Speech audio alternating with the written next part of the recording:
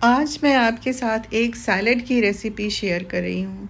Salad तो अपने आप में ही टेस्टी और हेल्दी दोनों ही होता है, लेकिन उसके टेस्ट को मैं और इन्हेंस करने के लिए या और इंटरेस्टिंग बनाने के लिए ताहिनी ड्रेसिंग सैलड बना रही हूँ। नमस्ते, welcome back to my channel cooking and more में आप सभी का बहुत बहुत स्वागत है। तो चलिए रेसिपी बनाना शुरू कर लेते हैं। इसके लिए हमने आधा कप तिल ले लिया है और ये तिल वाइट वाला तिल जिसको बोलते हैं ये वही है, लेकिन ये छिलके के साथ है तो हल्का सा ब्राउनिश कलर आ जाता है। यही छिलका उतार देंगे तो एकदम वाइट कलर का मिलता है। आजकल दोनों मिलते हैं, एकदम वाइट भी मिलता है और ये ब्राउनिश भी मिलता है, तो हमें ये ब्राउनिश वाला चाहिए, जिसको हमने 1 कप ले लिया है। और अब हम इसको अच्छी तरह ड्राई रोस्ट करेंगे। तो चलिए कढ़ाई चढ़ा लेते हैं और इसको हम मीडियम टू हाई फ्लेम पे रखते हुए लगातार चलाते हुए भून लेंगे। बिल्कुल देर नहीं लगती है, 2 से 3 मिनट में ही एकदम भुन के तैयार हो जाता है। पहचानेंगे कैसे कि भुन गया?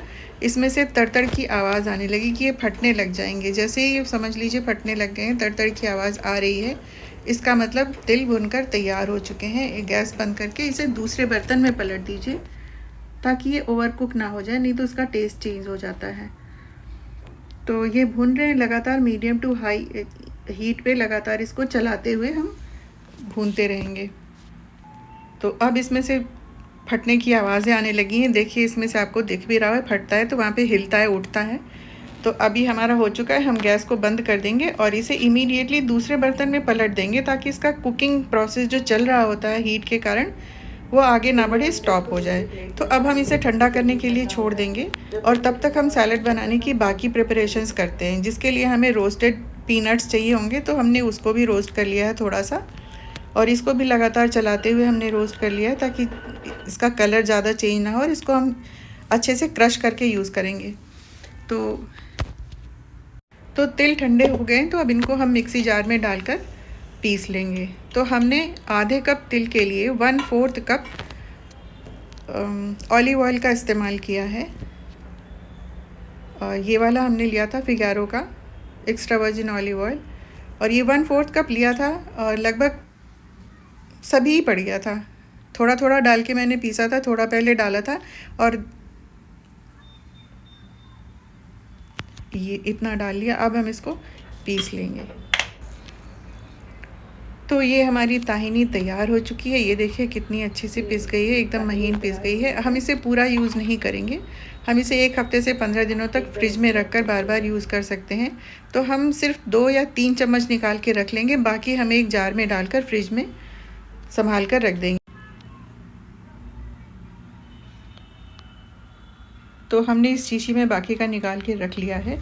ये हमारी फ्रिज में चली जाएगी। और 2 से 3 चम्मच हमने ग्राइंडर जार में छोड़ दिया है, क्योंकि अब जो ड्रेसिंग बनाना है उसमें कुछ और इंग्रेडिएंट्स डाल के हम एक बार और ग्राइंड करेंगे।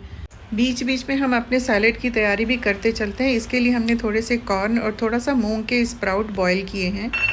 तो पहले भी मैंने ये बताया है कि 3 मिनट तक कम से कम उबलते पानी में कॉर्नस को और स्प्राउट्स को अगर हम डाल के बॉईल कर लेते हैं तो एकदम अच्छी तरह कुक हो जाता है, उसका कच्चापन निकल जाता है। तो हम ये स्प्राउट्स और कॉर्न को 3 मिनट के लिए बॉईल कर लेंगे। बॉईल करके छान कर रख देंगे, क्योंकि जब वो सैलेड में जाए तो ठंडा होना चाहिए।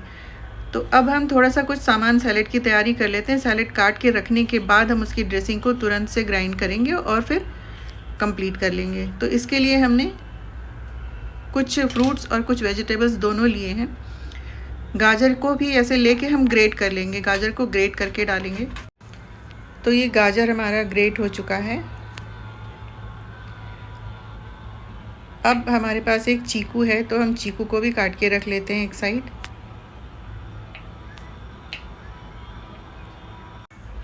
तो ये चीकू कट चुका है। अब नेक्स्ट हम एप्पल काटने वाले हैं। एप्पल भी कट चुका। तो चलिए अब हम सारी चीज़ें इकट्ठा कर लेते हैं एक बोल में। तो हमने हर चीज़ तैयार कर ली है। ये एप्पल काट लिया और इसको भी छान के ठंडा कर लिया है, कॉर्न और स्प्राउट को। तो सबसे पहले हम बोल में इसको डाल देंगे और 1 बाय 1 हमने जितनी भी सामग्री काटी है, इंग्रेडिएंट्स जितने भी हैं, फ्रूट्स और वेजिटेबल्स और प्रोटीन के सोर्सेज, वो सारे हम इसमें डाल देंगे। अब हम ये कुकुम्बर डाल देते हैं।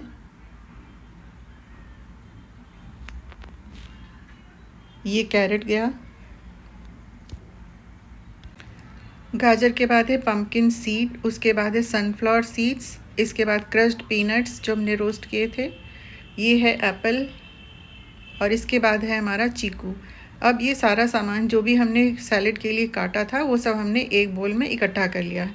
अब इसको थोड़ा हिला देंगे और अब चलेंगे हम अपना केला भी मैंने ऐड किया है इसमें बाद में। और अब हम चलते हैं इसकी ड्रेसिंग तैयार करने। तो जो हमने 2-3 चम्मच रखा था ग्राइंडर में, उसमें हम थोड़ा सा जिंजर ऐड करेंगे, आधा इंच करीब जिंजर छील के काट के ऐड करेंगे। 3-4 हम गार्लिक क्लोव्स डालेंगे। नींबू का रस अच्छी तरह 3 से 4 चम्मच तक हम इसमें अच्छे से डालेंगे। नींबू का रस को अच्छी तरह होना चाहिए, थोड़ा खट्टापन आना चाहिए। और नींबू के बाद हम इसमें डालेंगे थोड़ी सी हनी, लगभग 1 चम्मच हनी डालेंगे।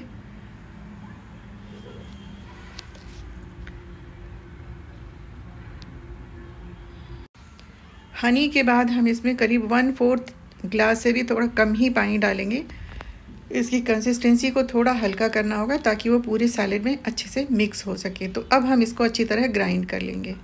और हमने इसमें नमक नहीं डाला है, तो हम डायरेक्ट सैलेड में ही नमक डाल देंगे, ड्रेसिंग में नहीं डालेंगे।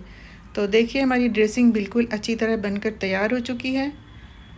तो बस अब हम इसको इसके ऊपर अपने इसमें सॉल्ट डाल देंगे पहले अकॉर्डिंग टू आवर टेस्ट। हमने एक बहुत छोटा चम्मच है, खाने वाले चम्मच से भी थोड़ा एक छोटे साइज़ का चम्मच है, उससे हमने 1 चम्मच नमक डाल दिया है।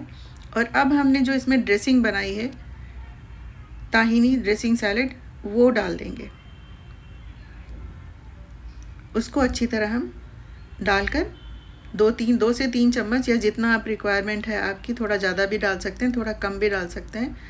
और जो भी फ्रूट्स आप इसमें चाहें बदलना, जो आपको ना पसंद हो वो आप बदल सकते हैं। अपनी टेस्ट के फ्रूट्स और वेजिटेबल्स इसमें आप बिल्कुल डाल सकते हैं।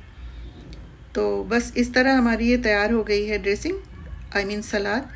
अब हम इसको अच्छी तरह मिक्स कर देंगे और ये सर्व होने के लिए और टेस्ट करने के लिए बिल्कुल तैयार है। तो अगर आप लोगों को मेरी रेसिपीज़ अच्छी लगती हों तो सब्सक्राइब ज़रूर कीजिए ताकि आप लोगों को नोटिफिकेशंस टाइमली मिलती रहे। और बेल आइकन को भी ज़रूर प्रेस कीजिएगा और लाइक ज़रूर कीजिएगा। अगर आपको पसंद आता है तो लाइक का बटन ज़रूर दबाइएगा।